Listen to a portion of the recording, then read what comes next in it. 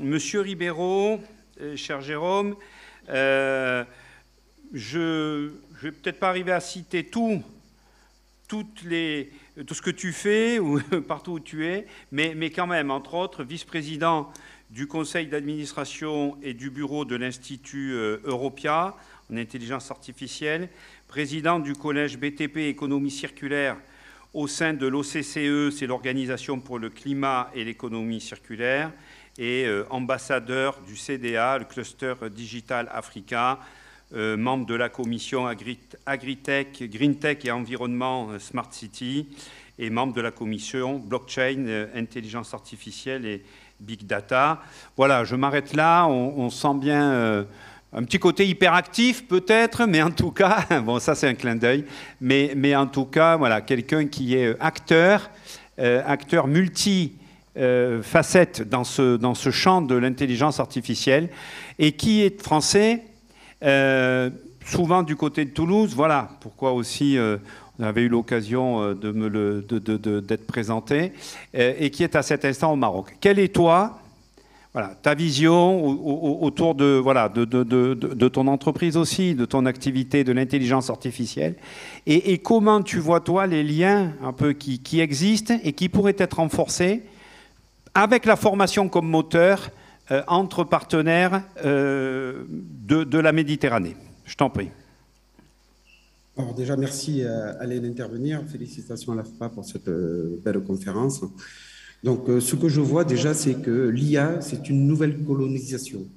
Nous sommes en train d'être une colonie des Chinois et des États-Unis. Je n'ai rien contre eux, mais il faut parler de souveraineté, nous en parlerons.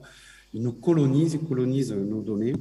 Et si nous ne faisons rien, nous serons leur prochaine colonie si ce n'est pas déjà fait.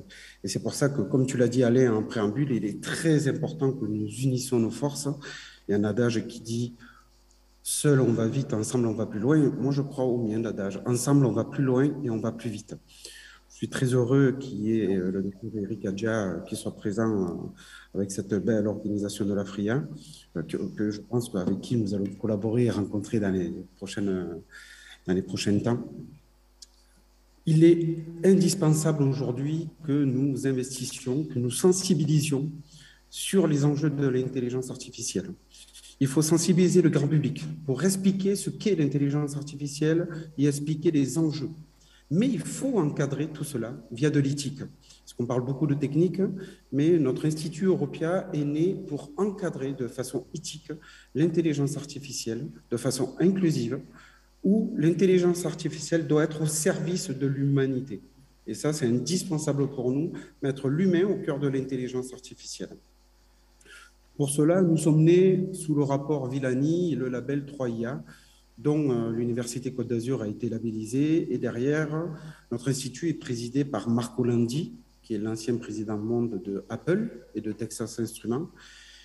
Il a créé l'Institut Europia. Nous avons créé des outils. Nous avons créé Otesia, qui est un observatoire des impacts technologiques, économiques et sociétaux de l'intelligence artificielle, afin de réfléchir sur les métiers de demain et de se dire, voilà, il y a des métiers qui vont disparaître. Qu'est-ce que nous allons faire de ces personnes? Comment nous allons les reclasser, les qualifier à nouveau? Et c'est grâce à l'AFPA, qui est bureau d'études pédagogiques, avec lequel nous pourrons avancer et créer de nouvelles qualifications, de nouveaux métiers. Nous avons créé la Maison de l'intelligence artificielle. La Maison de l'intelligence artificielle, ça a été une des premières mondiales. Nous l'avons créée à Sophia Antipolis, dans un cœur qui est très intéressant, parce qu'il y a 30 000 sociétés qui travaillent dans le numérique. C'est un outil pédagogique, mais pas que. C'est un outil où nous sensibilisons dès l'école primaire les élèves, les collégiens et les lycéens sur les enjeux, et c'est les cursus de l'intelligence artificielle, parce que nous ne pensons pas qu'à aujourd'hui, nous pensons dans 3 ans, dans 5 ans, mais dans 10 ans aussi. Il faut former sur ces métiers-là, il faut expliquer ces métiers-là, il faut sensibiliser sur ces enjeux pour que les chefs d'entreprise viennent. Nous faisons aussi incubateurs, où nous avons des jeunes startups que nous incubons. Nous avons acheté aussi un supercalculateur qui permet de faire tourner des algorithmes. Et c'est un lieu de vie. Nous faisons des conférences, parce que l'Institut Europia, nous faisons des conférences dans toute l'Europe et maintenant en Afrique sur ces enjeux-là pour sensibiliser le grand public, pour démystifier les chefs d'entreprise, pour investir sur ces enjeux-là, parce qu'ils comprennent mal ce qu'est l'intelligence artificielle et en quoi elle peut les aider au quotidien. Et tous voient le film Terminator, alors que c'est une aide à la décision et qui est extraordinaire et qui permet d'avoir des finesses de prédiction qui peuvent être très intéressantes avec la donnée, bien sûr, des entreprises. Et nous avons créé aussi le premier salon international dédié à 100% sur l'intelligence artificielle, le WAICF, qui s'est fait au Palais du Festival à Cannes, qui s'est fait en avril, où nous avons eu plus de 13 500 visiteurs. Les 2 premiers jours étaient ouverts aux professionnels et le dernier jour au grand public. Et nous avons été étonnés par l'afflux de familles qui sont venues voir les nouvelles technologies liées à l'intelligence artificielle et nous en étions très heureux. Aujourd'hui, nous croyons que l'Europe ne peut plus faire seule. Nous avons besoin de talents, nous manquons de formation, nous manquons aussi de vision sur les métiers de demain, sur la requalification des personnes qui risquent de perdre leur emploi, mais en fait, elles ne vont pas le perdre.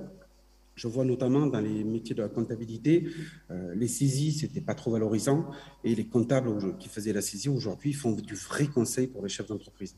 Donc, il faut amener cette évolution de mentalité, cette évolution de conseil sur l'humain, requalifier l'humain, ce qui est primordial, et laisser faire les tâches, j'allais dire, administratives et redondantes à l'intelligence artificielle.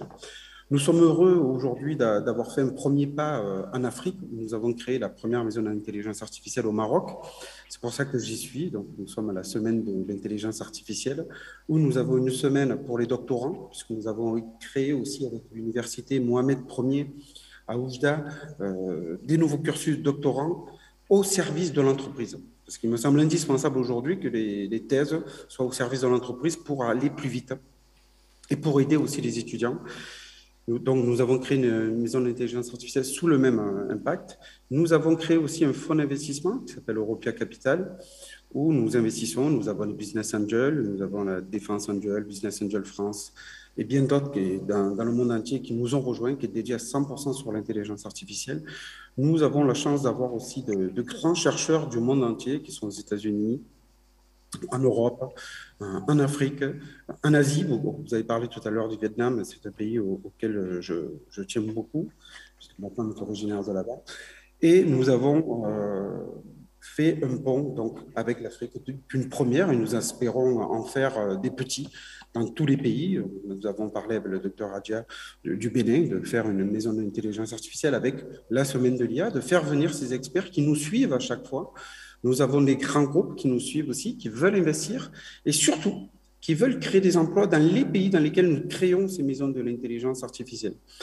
Et nous créons aussi des passerelles avec les universités, parce que chaque fois, c'est adossé à une université pour faire des passerelles sur nos recherches. Donc, les recherches vont de la santé à la prédiction de la météo, à la sécurité, à la cybersécurité, au spatial. Tout à l'heure, vous avez parlé du spatial.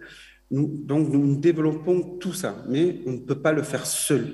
Nous avons besoin de tous et nous voulons décoloniser au plus vite la France et l'Afrique vis-à-vis des BATX et des GAFAM qui ont pris le pas dessus. Je crois à la souveraineté. Pourquoi? Parce qu'ils ont fait leur... Pourquoi les pays comme les États-Unis et la Chine se sont développés? C'est grâce au mercantile, grâce à nos données, grâce à la vente de nos données, il faut le savoir. Donc aujourd'hui, il faut une souveraineté, c'est indispensable. Et nous offrirons à chaque fois pour ça. Et dans chaque pays, nous devons être souverains des données du pays, afin qu'elles ne soient pas revendues et que nous défendions de ce commerce-là et que nous leur donnions un peu moins de pouvoir. Donc ça ne passera que par ça. On a des talents extraordinaires en France qui sont partis malheureusement aux États-Unis. Je vois Yann Lequen qui est chez Meta, avec qui nous collaborons énormément aussi, qui est très patriote et qui voudrait revenir sur des projets français. Il collabore énormément avec nous. On a Francesca Rossi aussi, qui est italienne, qui collabore sur beaucoup de sujets avec nous et qui est très patriote aussi. Et je crois vraiment que nous avons des talents extraordinaires, des formateurs et des écoles extraordinaires en France, en Europe et en Afrique.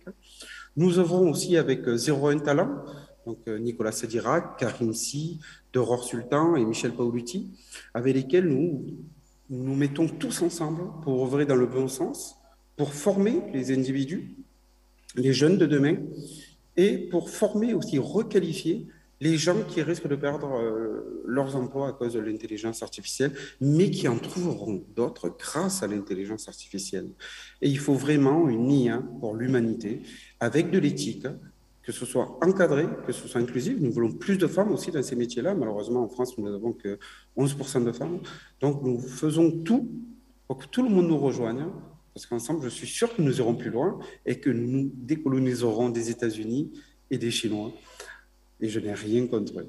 Voilà, merci pour ce temps de parole et j'espère que j'ai été assez clair. Très bien. Merci beaucoup. Merci beaucoup, Jérôme.